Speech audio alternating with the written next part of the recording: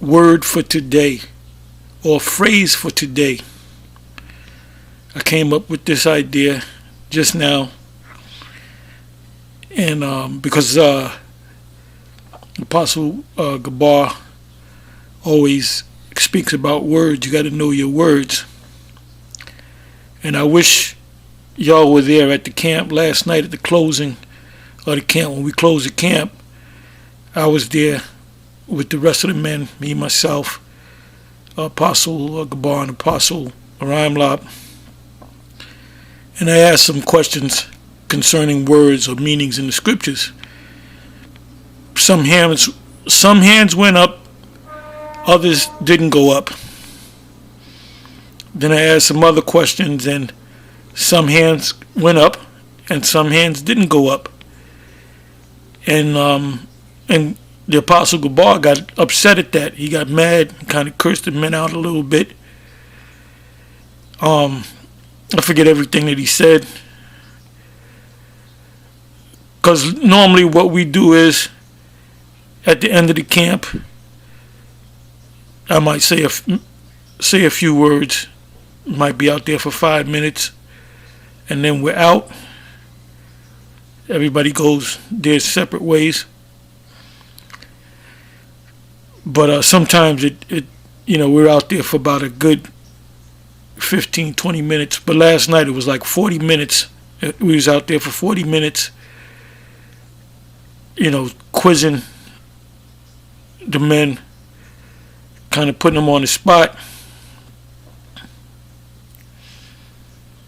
And that's what they do in these universities, these so-called prestigious universities.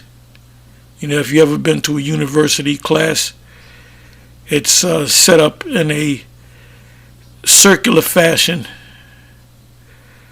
So when you're sitting, because back in the day back in the One West days, we used to do a lot of lectures. We used to do a lot of lectures at these various universities and colleges. And the lecture room was always the same. It had that kind of like a horseshoe thing where wherever you're sitting, the main speaker, you got to you have no choice but looking at the main speaker, So in these universities, they would have the professors throw out questions, and if you answered the wrong way, he may embarrass you. He may say wrong, he might embarrass you. People might laugh, then somebody else raises their hand, they answer it correctly. He said correct, which makes me think about right now. We were talking about that in the car, and we were talking about different game shows. And if for some reason I'm into game shows, but I'm into the game shows like Jeopardy, and there's one called The Beast, and this guy, he's big. This dude is like 6'7" maybe, and he's called The Beast, but he's a genius from England. Has that somewhat of a Cockney accent to him, but he's a genius.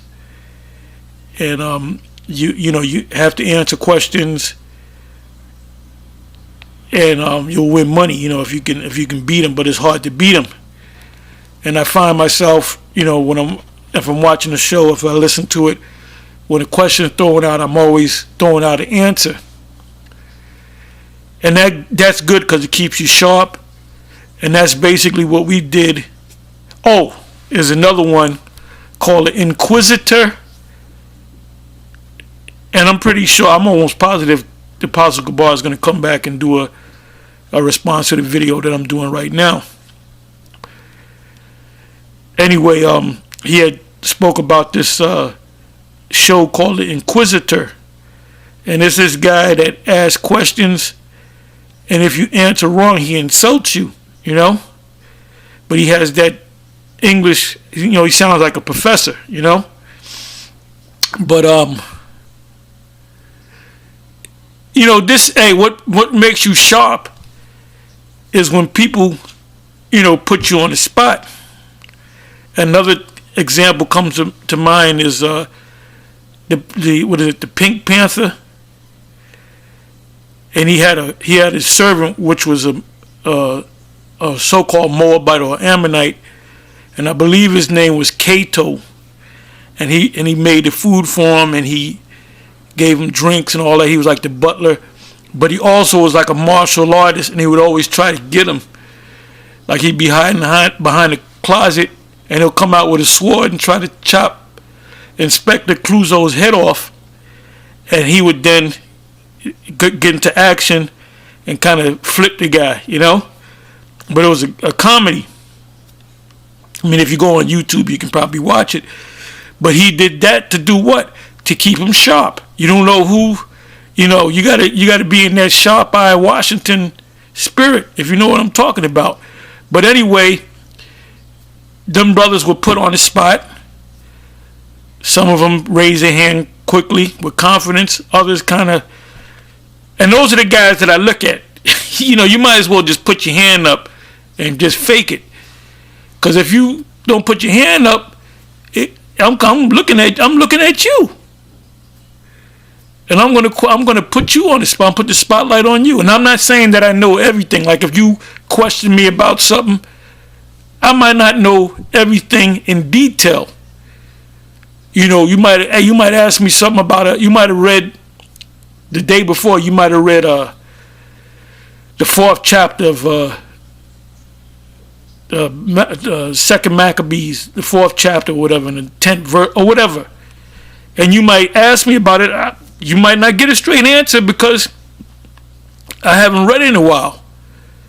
If you ask me about Maccabees, I can give you a general idea of what the book of Maccabees is all about. But if you reading something and you getting into it and you going to a fine point, I'm not going to necessarily know it unless I read it the week before. But you should know, you should have a well-rounded knowledge of the scriptures. You should know that there's the first 5 books. You should know the first 5 books: Genesis, Exodus, Leviticus, Numbers, Deuteronomy, which is known as the 5 books of Moses, which contains the law. You should know Moses' sister and brother. You should most likely know Moses' father and mother. You should know these things. You should know who is second behind Moses. Now a lot of people say Aaron, but it was really Joshua. You had Moses, you had Joshua, and he was from the tribe of Ephraim, and you had his brother Aaron, who was Moses' stepfather, Jethro. And the reason why Moses wifed or married Zipporah is because the Most High set that up because Jethro was a tribesman. He dealt with men, and he had to teach him how to deal with masses of people. So the Most High set that whole thing up. Anyway, I'm doing a lot of talking, but you're supposed to know these things. And see, I also told these brothers, these men, I said, when you're dealing with them Christians and you go into the scriptures, let's say you go, let me think of a scripture,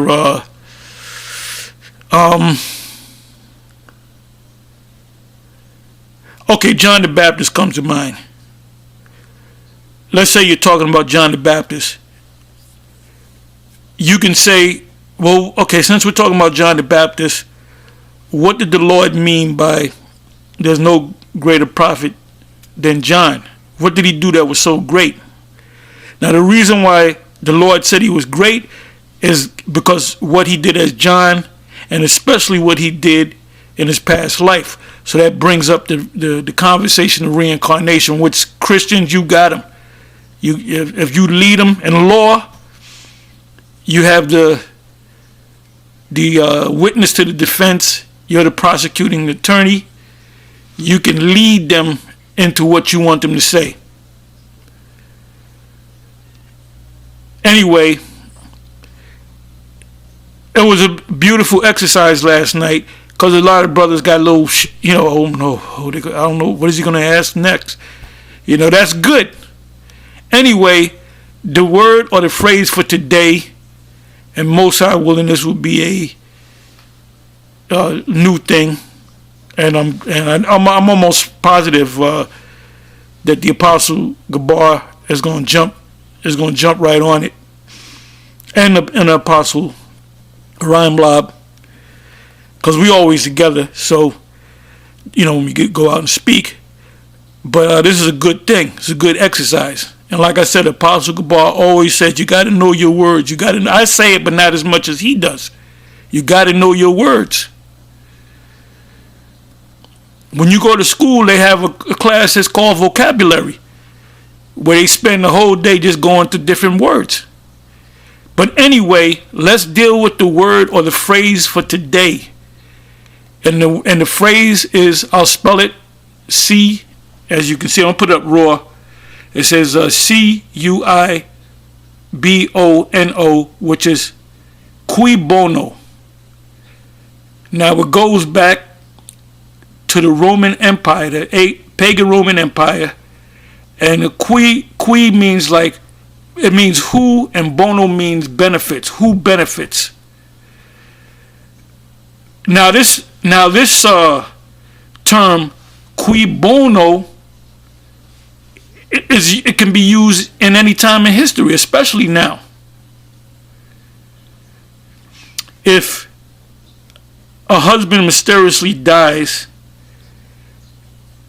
you have suspects. Was it the mailman? Was it the milkman? Was it the butler? Was it the wife?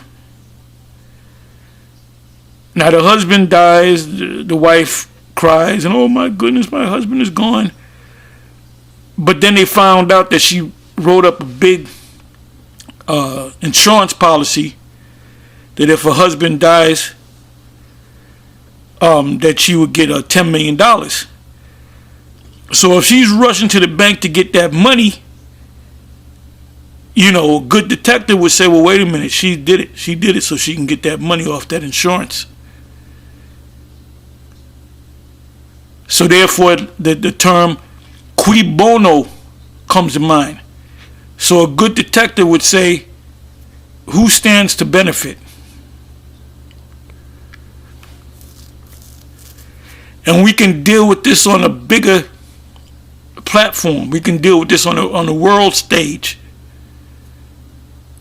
There's a great conspiracy to do something to the masses of people, and you say, well, who benefits from this?